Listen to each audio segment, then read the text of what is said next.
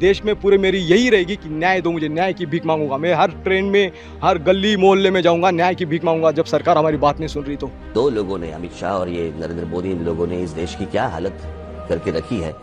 चुपके चुपके बुने गए जाल एक न एक दिन उजागर हो ही जाते हैं। संभल हिंसा को लेकर एक बहुत बड़ा सच सामने आया है। भारतीय जनता पार्टी ने जानबूझकर संभल में दंगे करवाए थे, दंगे कराने की साजिश रची थी। ये बात मैं नहीं कह रही हूं, यह खुलासा उत्तर प्रदेश विधानसभा में नेता प्रतिपक्ष ने खुद किया है।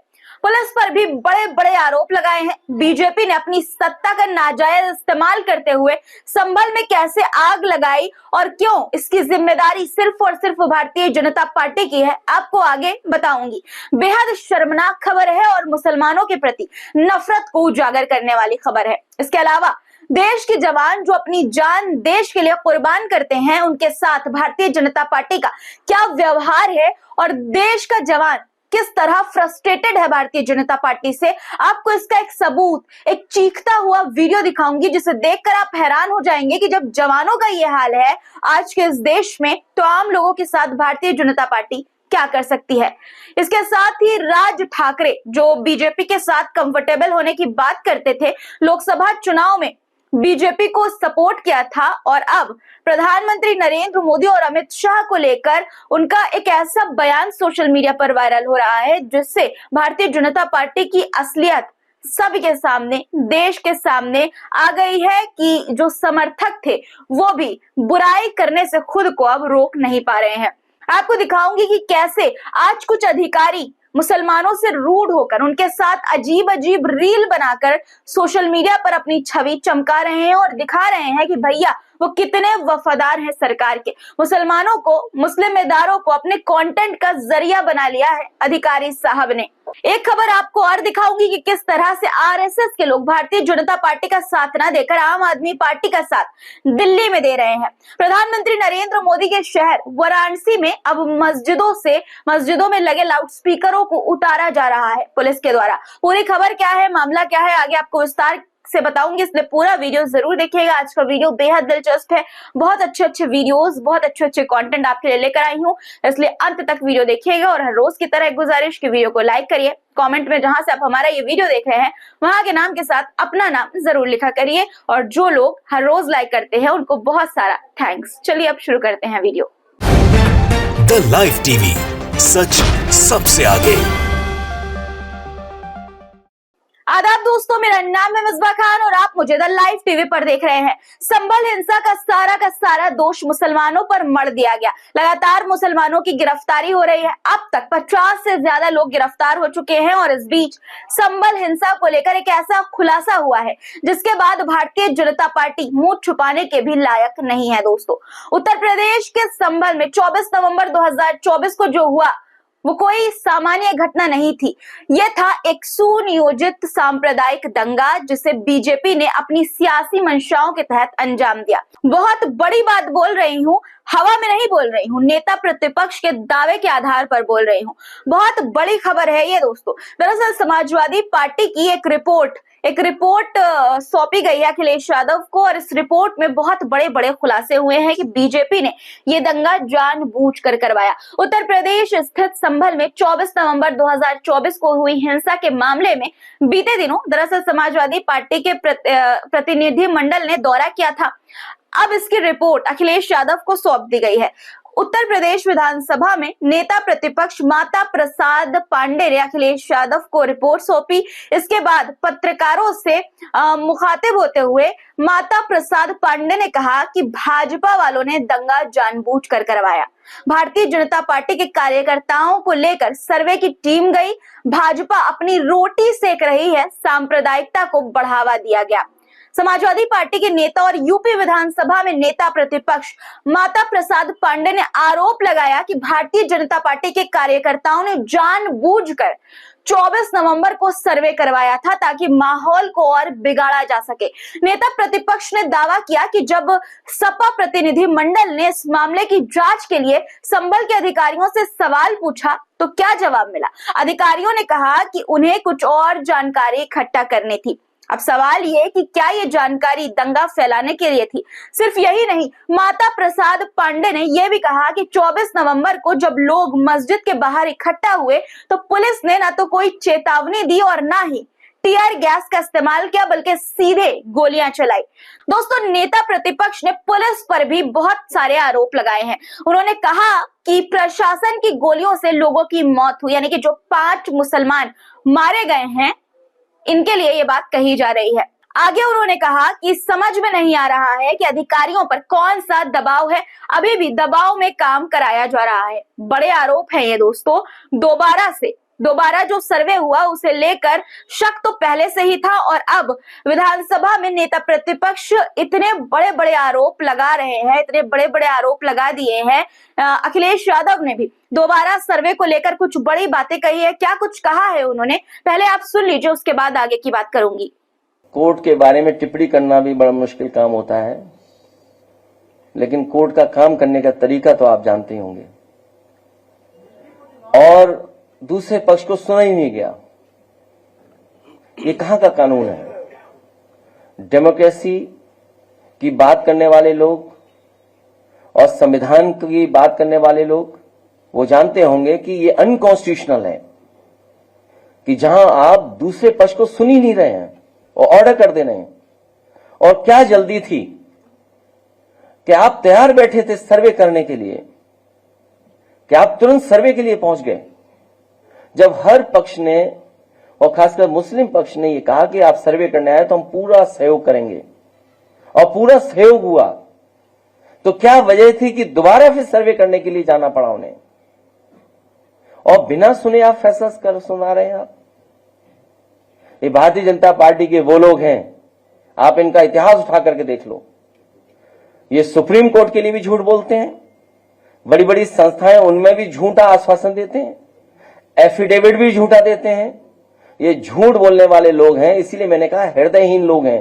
दोस्तों, इन सारे आरोपों को सुनने के बाद जो सवाल खड़े होते हैं वो ये कि क्या मुसलमानों को बदनाम करने के लिए दंगे करवाना ही बीजेपी का असली चेहरा है? अगर ये सारे आरोप, सारे दावे सच हैं, तो क्या इस पार्टी यानी कि भारतीय जनता पार्टी का उद्देश्य सिर्फ और सिर्फ सांप्रदायिक राजनीति करना है? संभल में हुई हिंसा में मारे गए निर्दोष लोगों की मौत का जिम्मेदार कौन है? क्या ये पुलिस की गोली थी जिससे मौत हुई, या फिर प्रशासन द्वारा की गई कोई साजिश थी? नेता प्रतिपक्ष का कहना है कि ये पूरी घटना बीजेपी और प्रशासन की साजिश का नतीजा है, जो भाजपा के दबाव में काम कर रही है। अब सवाल ये उठता है कि क्या प्रदेश की योगी सरकार इस हिंसा को लेकर जवाबदेह होगी? क्या उत्तर प्रदेश के मुख्यमंत्री योगी आदित्यनाथ इन आरोपों पर, इन दावों पर सफाई देंगे? और अगर नहीं, तो ये बात साबित हो जाएगी कि बीजेपी और उनकी सरकार किसी भी हद तक जा सकती है, बस अपनी सत्ता को बनाए रखने के लिए। खैर, आपकी क्या राय है? कमेंट में अपनी राय जरूर लिखिएगा इस पूरे मुद्दे पर, इन आरोपों पर। अब अगली खबर पर आते हैं। सबसे पहले मैं आपको एक वीडियो दिखाना चाहती हूँ। इस वीडियो को ध्यान से देखिए। ये वीडियो उस जवान का है जो दिन रात हमारी और आपकी हिफाजत के लिए अपनी जान दांव पर लगाता है, जो बॉर्डर पर लड़ता है, जो आतंकवादियों से लड़ता है। और आज ये जवान खुद किस दर्द से गुजर रहा है, उसकी नाराजगी किससे है, किस तरह से उसने अपनी पीड़ा व्यक्त की है, देखिए इस वीडियो में जवान की चीख, भारतीय जनता पार्टी से उसकी नाराजगी। इन की तरह से मैं न्याय मांग रहा हूँ, पर जब इन को मैं बोल रहा हूँ तो ये मैडम मेरा हाथ खींच रही है और मेरा मोबाइल खींच रहे हैं। मर्द नेता बनने जा रहे हैं, बोला इधर मत खींचे, हुआ लोकतंत्र का गला खींच रहे हैं पूरा। हथकड़ी लाओ भी यहाँ पे, हथकड़ी बांधो हमें, मार डालो हमें, तब सरकार ने आई है। देवेंद्र फडणवीस है मुख्यमंत्री साहब, एक प्रधानमंत्री लोकतंत्र का गला खींच रहे, हमारा खून कर रहे हैं, खूनी है, खूनी लोकतंत्र का गला खींच रहे हैं। न्याय नहीं दे सकते तो भीख तो मांगने दो। ये बोला भीख नहीं मांग सकते इधर, तो यार गले में हथकड़ी लगा दो, फांसी लगा दो इधर। न्याय चाहते हम, न्याय। हिंदुस्तान में आजाद भारत को गुलाम बना के रखा है, हम देश की हिफाजत करते हैं, वर्दी पे न्याय मांगते हैं। पूरा हिंदुस्तान का लोकतंत्र खराब करके रखा है प्रधानमंत्री ने और देवेंद्र फडणवीस ने। ये वीडियो 8-10 दिन से सोशल मीडिया पर काफी वायरल है। हालांकि वीडियो कब का है इसकी सटीक जानकारी नहीं है, लेकिन दोस्तों इस वीडियो में जवान का जो दर्द है वो समय के साथ कम नहीं हो सकता है। जो फैक्ट्स हैं वो बदले नहीं जा सकते। सोशल मीडिया पर काफी वायरल है, इसलिए आपको ये वीडियो दिखा रही हूँ।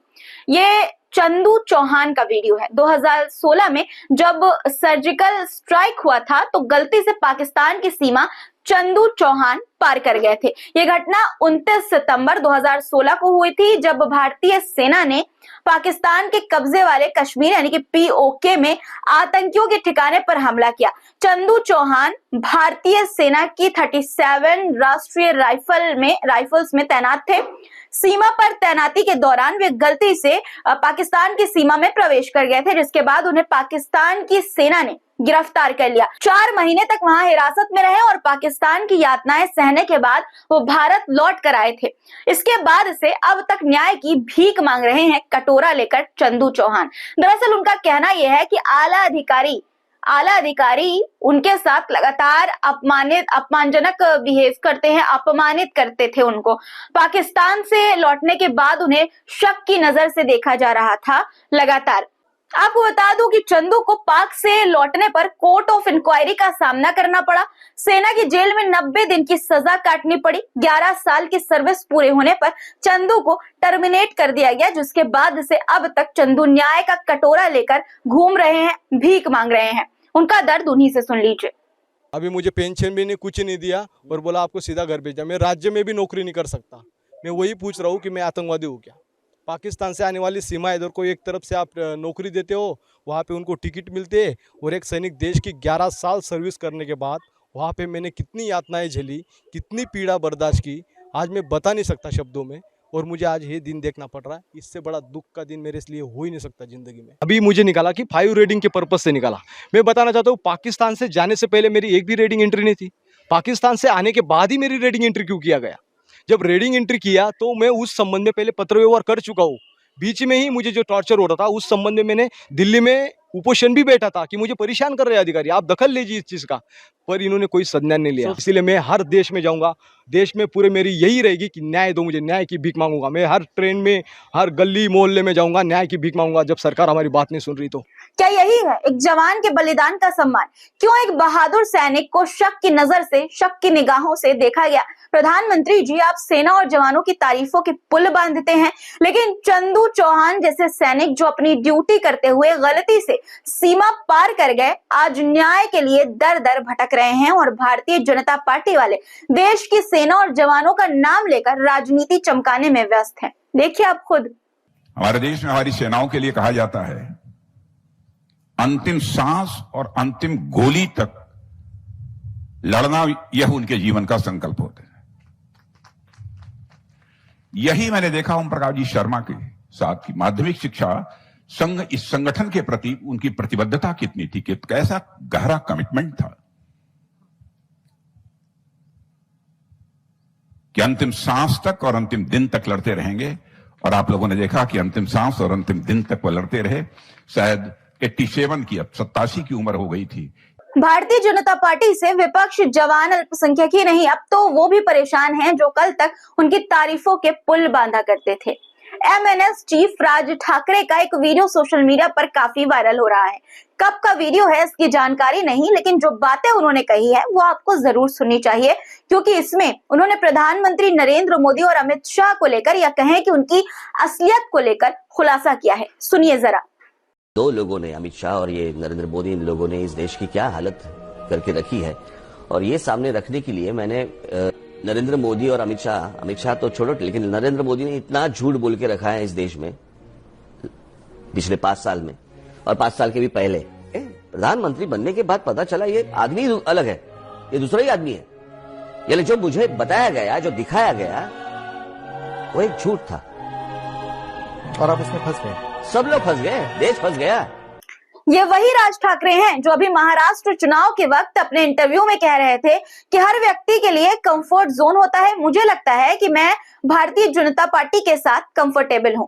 भाई, राजनीति भी कमाल है, एक दिन जमकर कोसो और दूसरे दिन कंफर्टेबल हो जाओ। खैर, अब अगली खबर पर आते हैं।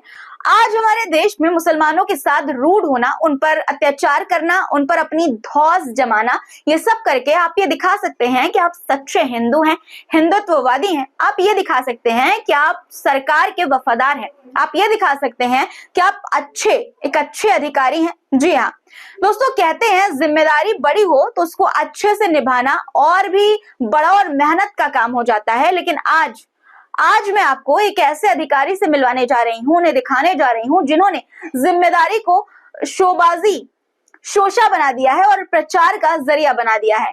बात हो रही है संजय मिश्रा की, जो जिला अल्पसंख्यक अधिकारी और सहायक आयुक्त वक्फ हैं। संजय मिश्रा का काम है मुस्लिम यानी कि वक्फ इदारों की देखरेख और उनकी बेहतरी सुनिश्चित करना। लेकिन संजय मिश्रा को एक और शौक है सोशल मीडिया पर वायरल होने का। ये साहब चेकिंग के नाम पर मुस्लिम इदारों में जाते हैं, वहां जांच करते हैं और फिर उसका वीडियो बनाकर, अजीबोगरीब वीडियो बनाकर इंस्टाग्राम पर अपलोड कर देते हैं। सवाल ये है कि क्या ये काम आपके पद की गरिमा के अनुरूप है? किस हल्केपन के साथ वीडियो शेयर की जाती है इनके सोशल मीडिया अकाउंट पर, जरा आप एक नजर डाल लीजिए। क्या पढ़ा रहे हैं? यार सुनो, हम पिछली बार जब मदरसे में गए थे तब भी हमने कहा था कि ये जूता चप्पल लाइन से लगवा दिया करो। समझ रहे हो आप? इसमें सोयाबीन बड़ी कहाँ है इसमें बताओ। मीनू पढ़ो, पढ़े लिखे हो ना? तहरीर जिसमें सोयाबीन की बड़ी, इसलिए कह रहा हूँ सोयाबीन बड़ी बहुत। क्लास में बच्चों के लिए क्यों नहीं लिखते? पूछिए बाबू जी से। यार मुझे भेजे, मैं क्यों पूछूं बाबू से? बाबू तुमसे बड़ा है। मुझे टूटा हुआ इसको दूसरा नहीं खरीद पा रहे हो।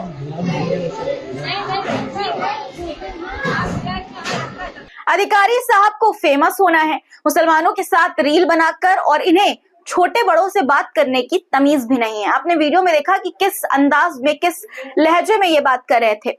चेकिंग का मतलब है गड़बड़ियों को पकड़ना और सुधार करना, ना कि उसे रील बनाकर पब्लिसिटी पाना।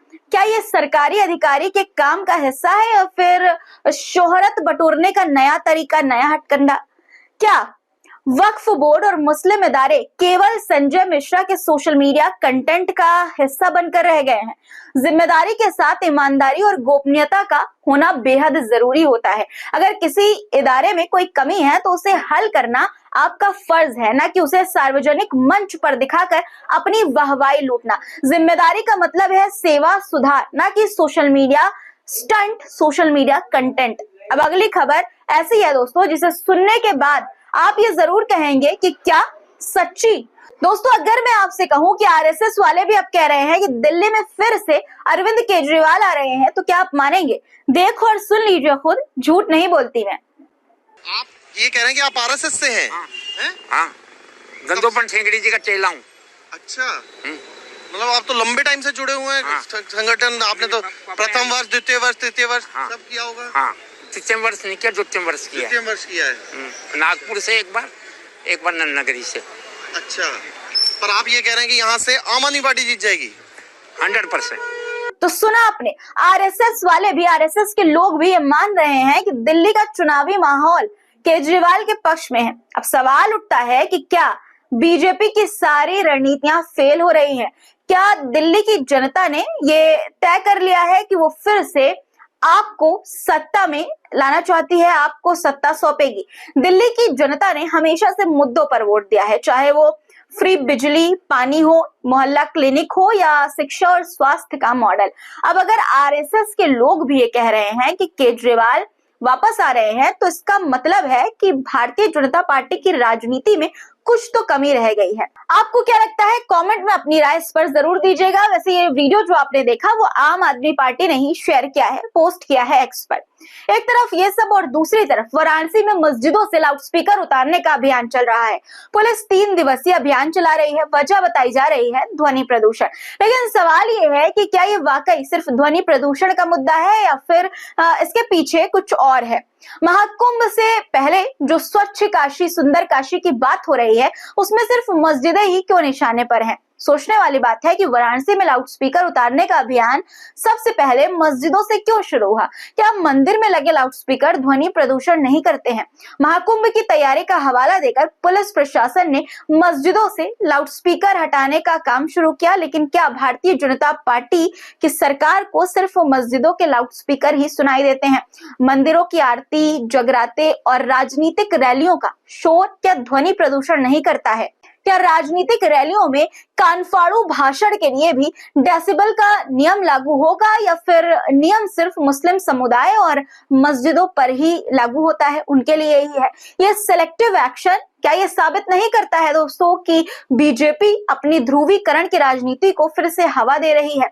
आपको याद दिला दूं कि पिछले महीने पुलिस ने 10 दिसंबर को एक दिन में 172 यानी कि 172 लाउडस्पीकर जब्त किए थे, लेकिन क्या कभी आपने सुना कि बीजेपी सरकार ने मंदिरों में लगी आवाजों पर इतनी सख्त, इसी तरह की सख्त कार्रवाई की हो? ध्वनि प्रदूषण के नाम पर धार्मिक स्थलों के साथ ऐसी राजनीति क्यों?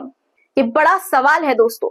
धर्म नगरी वाराणसी में चल रहा अभियान सुनने में तो बड़ा अच्छा लगता है, ध्वनि प्रदूषण मुक्त काशी, लेकिन इसकी आड़ में जो खेल चल रहा है वो आपको झकझोर कर रख देगा। मस्जिदों से लाउडस्पीकर उतारने का यह अभियान सिर्फ और सिर्फ धर्म विशेष को निशाना बनाने की साजिश है, और ये सब हो रहा है प्रधानमंत्री नरेंद्र मोदी के संसदीय क्षेत्र में महाकुंभ की तैयारी के नाम पर, उसकी आड़ में। आज के लिए फिलहाल इतना ही दोस्तों। आपकी क्या राय है आज के वीडियो पर कमेंट में जरूर लिखिएगा, और चैनल को अगर आपने सब्सक्राइब नहीं किया है तो फटाफट सब्सक्राइब कर लीजिए, और अभी तक वीडियो देख रहे हैं लाइक नहीं किया है तो बहुत गलत बात है। जल्दी से लाइक बटन प्रेस कीजिए और शेयर भी वीडियो को जरूर कर दिया करिए। फिर मुलाकात होगी कुछ नए मुद्दों के साथ, तब तक के लिए खुदा हाफिज।